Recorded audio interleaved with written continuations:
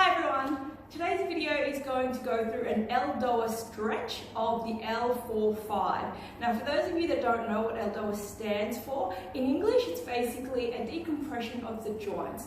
So it's very specific. As I said, today we're going to do an L4-5 decompression, but there are also ELDOA stretches or basically postures that we can do for every single level of the joint as well as every single joint of the body.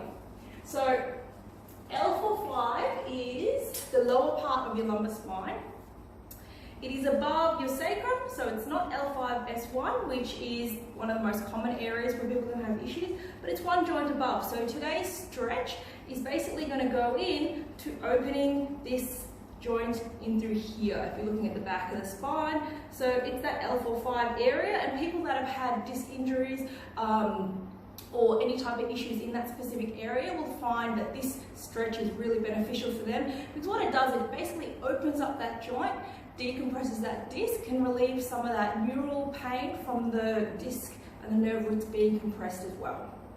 So pop this spine back.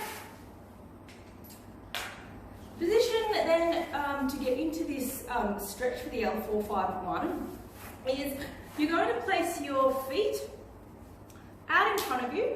Your feet are going to be in line with your hips. Okay, so we don't want them out here, we don't want them touching, but we want them approximately in line with our hips. Our knees are going to be bent to 90 degrees. You can see my knees here are bent to 90 degrees. Okay.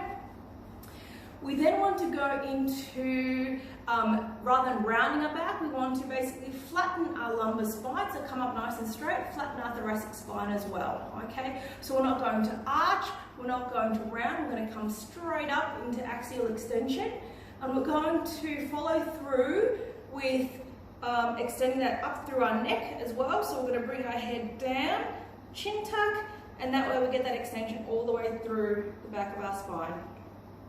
We're then going to bring our arms up, remembering that an ELDOA requires activation of the joints and muscles above and below, so that we can get that decompression. You're going to bring those arms into external rotation. You can see there the arms are rotating out, and they stay shoulder width apart. So hands aren't too close; they're not straight out to the side, but shoulder width apart, straight up ahead of you. What you then want to think about is pressing those bent knees down to the floor, and at the same time you're going to think about everting the feet. So what that looks like is you're trying to face the soles of your feet out to the side, which yes is in the opposite direction to where you're trying to push your knees down, but we're trying to really work with the fascia here to get that decompression, basically that activation of everything above and below that L4-5 area, so we can get that opening up in there. So remembering we're thinking about pushing the knees down to the floor, and then thinking about turning the feet out to the side. You'll see that your toes automatically come up, and there'll be quite a bit of tension in through those lower limbs. Those arms are up above us in external rotation, shoulder width apart.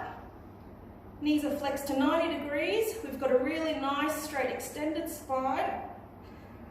Chin tuck, and then the maximal point of that activation, or to get that decompression, is pushing the arms up towards the ceiling as much as you can, thinking about pressing the knees down towards the floor, and holding. So that's the end position of that L4-5 decompression. Some things to watch out for with that is that we're not rounding our back. I'll show you this position from the side and you'll see what I mean a little bit easier. So remembering knees to 90 degrees, feet hip width apart. We're not rounding our spine, so that actually will loosen off that fascia and make it really difficult for us to get that decompression at L4-5. We're also not overarching our spine. You can see that I'm doing that overarching position here. We basically just want to flatten that spine, flatten the thoracic, so we also don't want to be rounding or arching in the back, nice and straight. That axial extension travels all the way up our spine, so we do that bit of a chin tuck. We're thinking about pressing the knees down to the floor and then turning the soles of the feet out to the side. Okay, arms come up, external rotation, and then up towards the ceiling, Knees pressing down towards the floor. And breathe.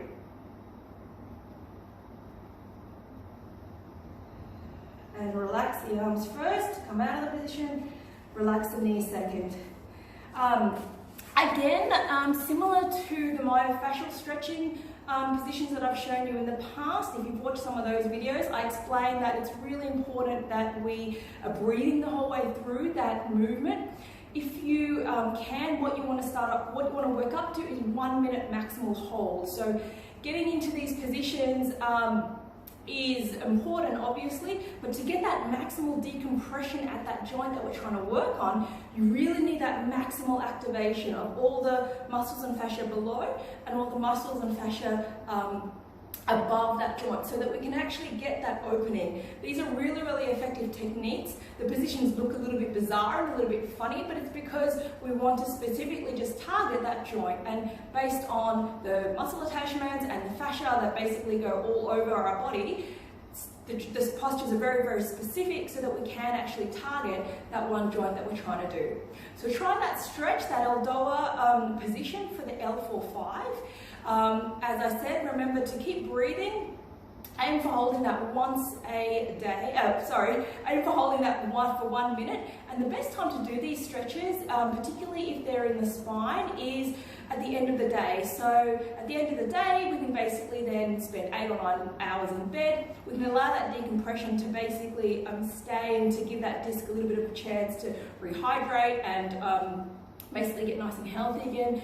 We can do it in the morning, but remember, as soon as we get up, gravity is basically putting pressure down. So you're going to get the most benefit out of these ELDOA stretches if you do them at the end of the day. But again, doing them at all, any time of the day when you can, is better than not doing them at all. Hope you enjoyed this video. If you have any questions or comments, please leave them below, and I'd love to see you in the next video.